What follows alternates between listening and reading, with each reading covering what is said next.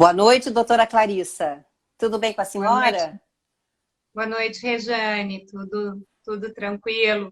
Obrigada pelo convite. É Obrigada pelo convite. um prazer muito grande recebê-la no programa Momento Jurídico, a senhora que vai falar sobre a atuação dos procuradores do município de Porto Alegre neste período que estamos vivendo, né, de pandemia.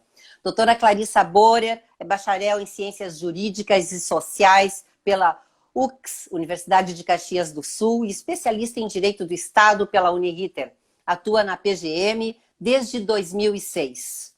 Foi corregedora-geral substituta na gestão 2018-2020, foi procuradora-chefe da Procuradoria de Pessoal Estatutário, procuradora-chefe do Centro de Estudos de Direito Municipal e presidente da Comissão Permanente de Inquérito. Também atuou na assessoria especial do gabinete do Procurador-Geral e na Procuradoria Autárquica do DEMAB. Foi coordenadora jurídica da extinta Secretaria Municipal da Produção, Indústria e Comércio, SMIC, e é professora da Escola de Gestão Pública. Corregedora geral do município de Porto Alegre, é um grande prazer.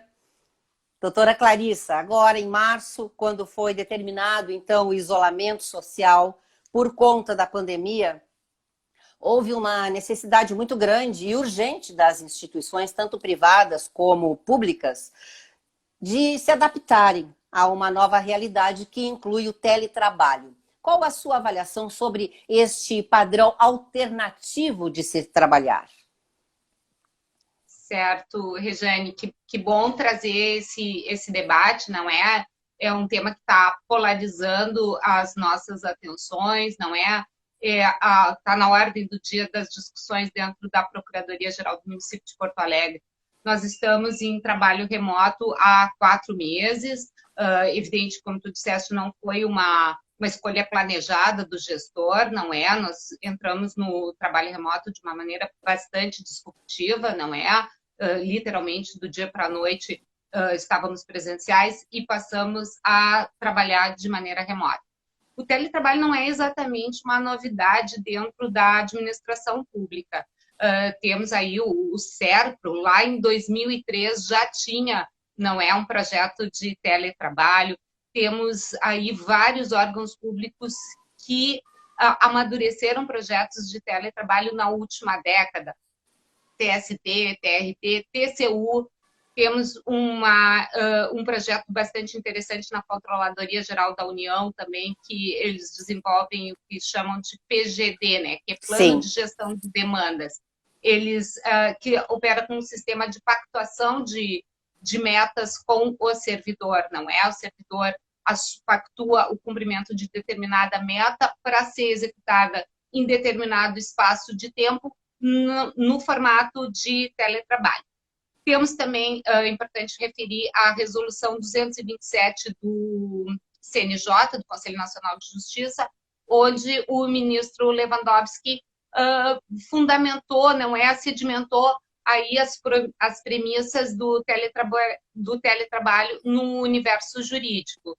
Não é, sedimentou uma premissa de economia, uma premissa de aumento de produtividade, uma premissa bastante interessante também de aumento do compromisso institucional do teletrabalhador com os objetivos das instituições e sedimentou uma premissa de otimização de tempo, que na discussão do teletrabalho é uma via de mão dupla, porque o teletrabalhador não é o servidor que vem a aderir ao regime de teletrabalho, ele também trabalha com uma perspectiva de otimização do tempo, não é? 77% dos teletrabalhadores, eles aderem ao regime por uma expectativa de aumento de qualidade de vida. Sim. E é nesse cenário que nós estamos, nesse momento, dentro da Procuradoria-Geral do município, antevendo o teletrabalho como uma opção bastante vantajosa dentro da administração pública. Então, diante de tudo que a senhora colocou, houve uma ótima adaptação dos procuradores a esta nova realidade?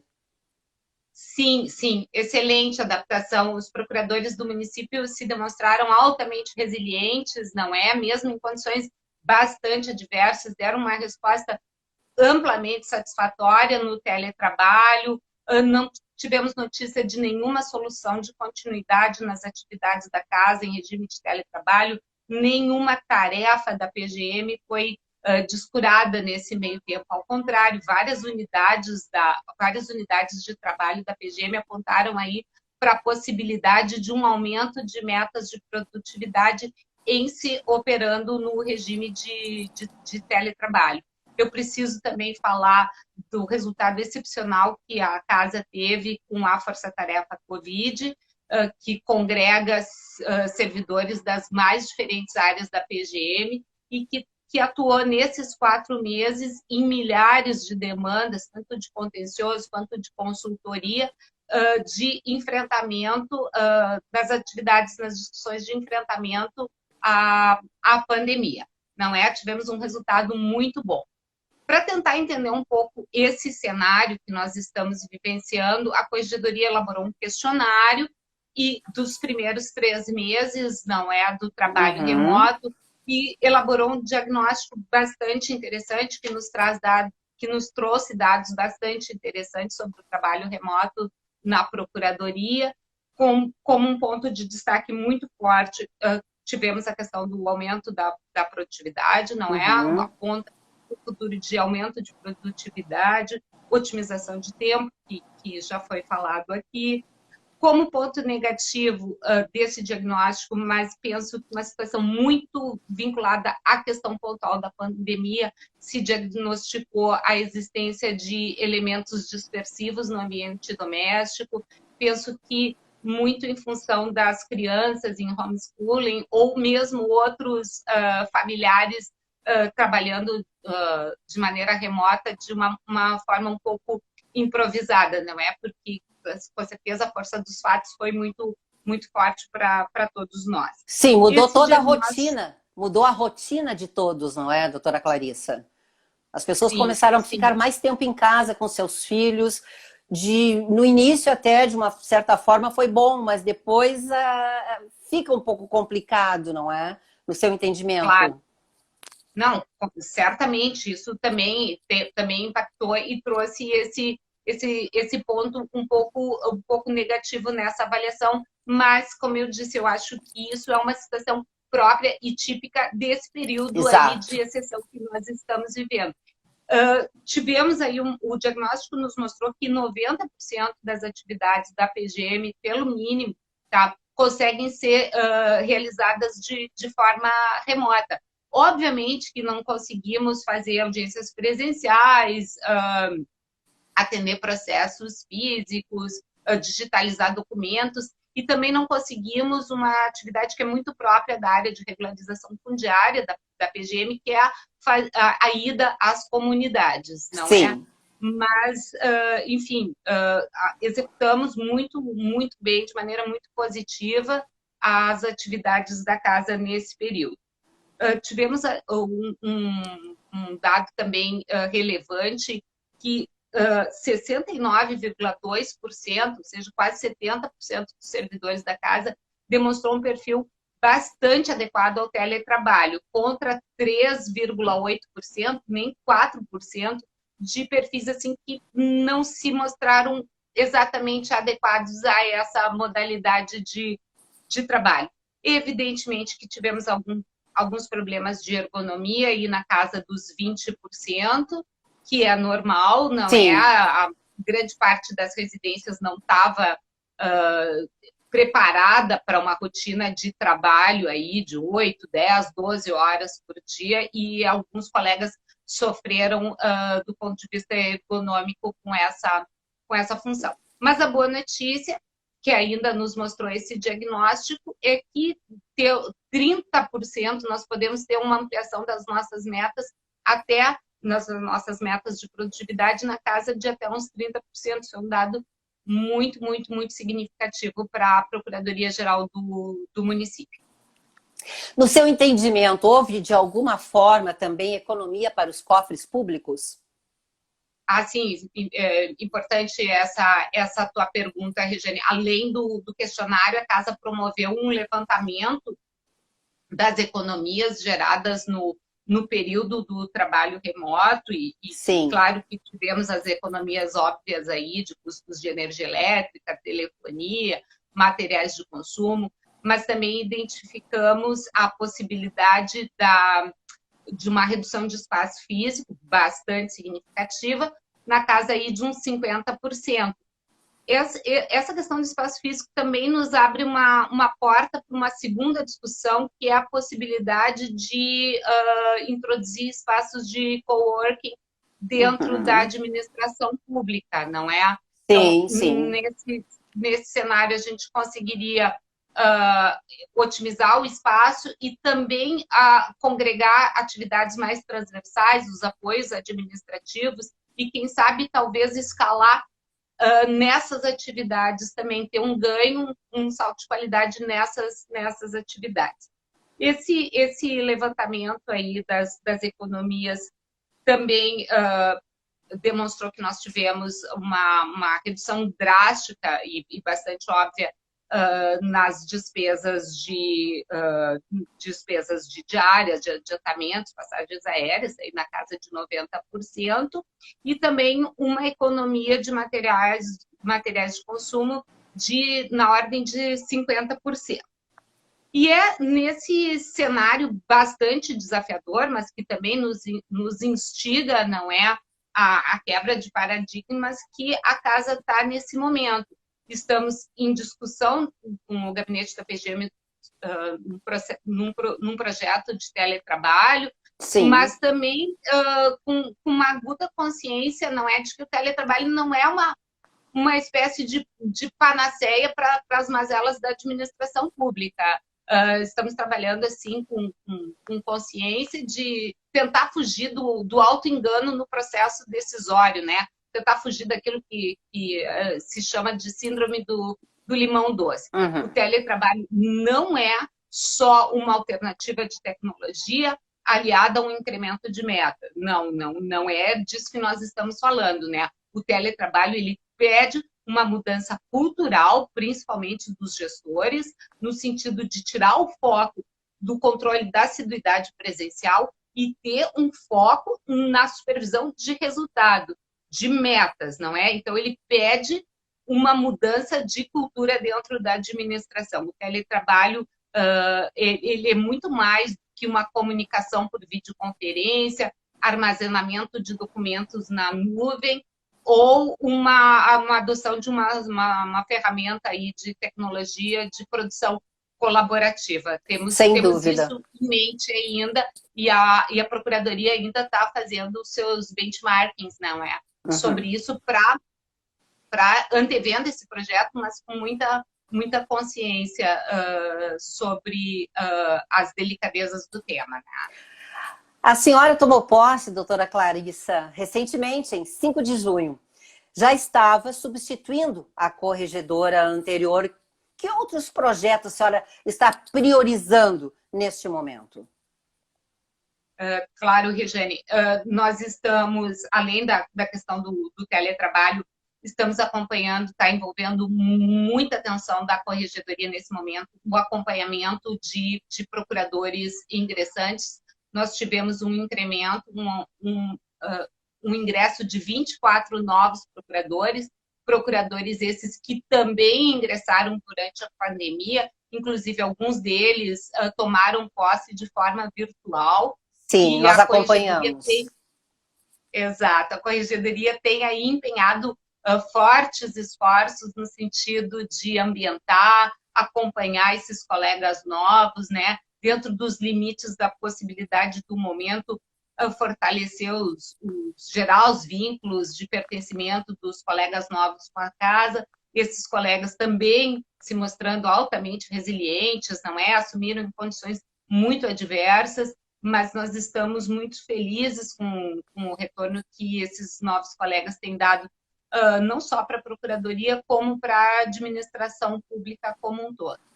Também, óbvio, estamos aí acompanhando os procedimentos de uniformização de rotinas, otimização de procedimentos, debatendo bastante boas práticas de utilização dos sistemas, em especial o nosso nosso sistema de base, né, que é o EPGM. Estamos também refletindo sobre alternativas aí para a otimização dos recursos da casa. Enfim, todo esse conjunto de atividades aí que são próprias de uma corregedoria. E, claro, né, muito prevendo aí um futuro para a realidade de trabalho da Procuradoria no pós-pandemia. Não é? Uma coisa é certa, o mundo do trabalho não vai ser o mesmo depois da pandemia. Muito provavelmente o teletrabalho vai ter um novo normal, e a Procuradoria do Município precisa estar pronta para essa nova realidade. Então, a Corregedoria também se preocupa em pavimentar uma forma de retorno muito boa às nossas atividades presenciais, que eu espero muito sinceramente que se dê num curto espaço de tempo, porque estamos assim bastante ansiosos com essa situação que estamos atravessando. A senhora assume, então, não é, o cargo de corregedora geral do município numa situação tão complicada como esta que nós estamos enfrentando, né, da pandemia. E os seus desafios, a senhora que já está desde 2006 na corregedoria geral, não é, do município, quais os maiores desafios que a senhora acha que vai enfrentar a partir do momento em que tudo voltar ao normal mesmo? Ao normal. Sim, eu preciso falar também que temos aí no médio prazo um projeto que está sendo coordenado pela colega que divide o encargo da corregedoria comigo, não é? A doutora Karen Prediger, que é a corregedora geral substituta, que está pensando aí, prospectando ações voltadas à questão de um projeto de integridade dentro da casa, está ventilando temas, suscitando discussões sobre as questões éticas envolvidas no agir dos servidores, dos agentes públicos, para, no médio prazo, nós solidificarmos um projeto de compliance dentro da Procuradoria-Geral do município de Porto Alegre. Vamos mandar um abraço para o Dr. César Sulzbach, que é o presidente da APMPA, que está nos assistindo, outras tantas pessoas também que estão nos acompanhando. Já vamos nos encaminhando para o final. A senhora quer destacar mais alguma coisa, doutora Clarissa? Não, é isso, Regiane. Eu agradeço mais uma vez o convite do programa. A Procuradoria-Geral do Município é vanguarda em inúmeros temas no universo jurídico, é referência no país, e eu espero que a gente consiga manter até o final dessa crise o mesmo espírito de corpo, de resiliência, de entregas boas, que a gente consiga manter isso até o final dessa situação tão triste que nós estamos vivendo aí, sem descurar de nenhuma das nossas atividades, de nenhum dos nossos compromissos com o poder público municipal. Seria isso. Ok, foi uma honra recebê-la, um prazer muito grande no programa Momento Jurídico. Muito obrigada pela sua participação, seus esclarecimentos. Agradecemos também a todos que nos acompanharam e já avisando que este vídeo estará em seguida disponível no IGTV. Uma boa noite a todos, muito obrigada e até a nossa próxima oportunidade, doutora Clarissa. Obrigada, Regiane, um abraço. Em seguida, o comentário da doutora Luciana Generali Barni, Psicologia Jurídica em Destaque. Estamos sempre no oferecimento de Zafari Bourbon, economizar é comprar bem, e Catu Seguros, especialista no que tem valor para você. Fundação Escola Superior do Ministério Público, Direito para a Vida e a APMPA, Associação dos Procuradores do Município de Porto Alegre. A Icatu Seguros é a maior seguradora independente do Brasil, em vida, previdência e capitalização. Incentivamos milhões de pessoas a buscar proteção e a planejar um futuro ativo e seguro. Nossos produtos estão disponíveis em todo o território nacional, através de diversos parceiros comerciais e corretores credenciados. Conte com a segurança de quem administra e protege o dinheiro de muita gente. Gente que sabe que o futuro começa hoje. A Rio Grande Seguros e Previdência é uma seguradora gaúcha. Nosso portfólio de produtos e serviços oferece planejamento e proteção para todas as fases da vida. A gente cuida do futuro da nossa gente com as melhores soluções em seguro de vida e previdência. Porque o nosso compromisso é facilitar a vida de quem confia e conta com a gente. Rio Grande, o teu futuro começa agora. Psicologia Jurídica em Destaque. Doutora Luciana Generali Barni. Olá, queridos telespectadores. No programa de hoje, eu estarei abordando o tema da prova pericial psicológica, que acontece especialmente nos processos do direito de família.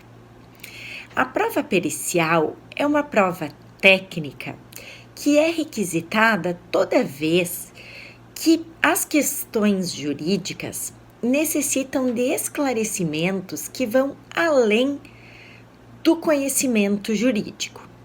Ou seja, para dirimir as questões do processo, é necessário conhecimento de outras áreas. No caso que eu vou abordar hoje, a área da psicologia.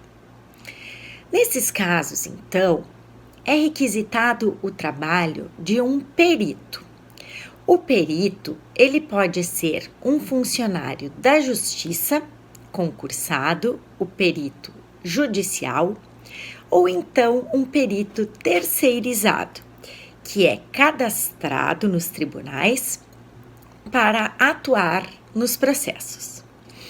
Este perito, ele é então convocado pelo juiz e ele atuará de forma imparcial, fazendo a avaliação de cada caso para auxiliar o juiz na tomada de decisão.